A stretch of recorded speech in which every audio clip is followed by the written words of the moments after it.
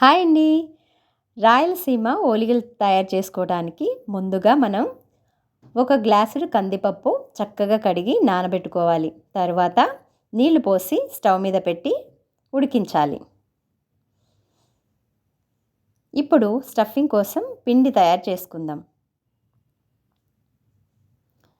ఏ గ్లాసుడైతే తీసుకున్నామో ఆ గ్లాస్కి హాఫ్ ఓలిగ రవ్వ, హాఫ్ మైదా తీసుకొని కాస్తంత ఆయిల్ పోసి తర్వాత నీళ్లు పోసి కాస్త జారుడుగా కలుపుకోవాలి. చిటికెడు పసుపు కూడా ఇందులో వేయాలి.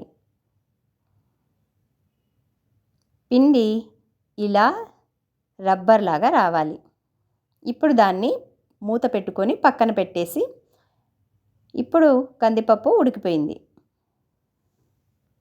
ఇలా ఉడికిన కందిపప్పుని వడగట్టి పక్కన పెట్టుకోండి.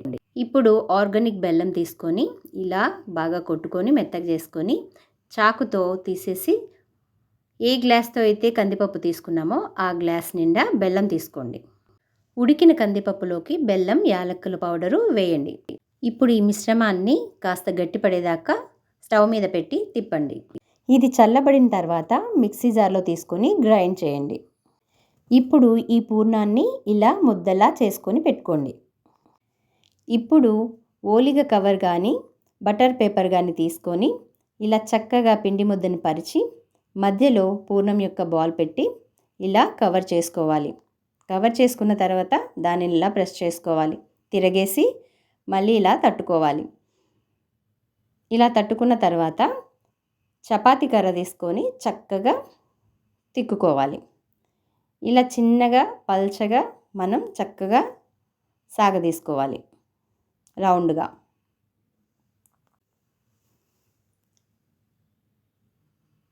ఇప్పుడు దీనిని పెనం మీద కవర్తో ఇలా వేసుకోవాలి.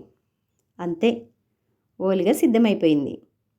ఇప్పుడు రెండు వైపులా చక్కగా కాల్చుకోవాలి.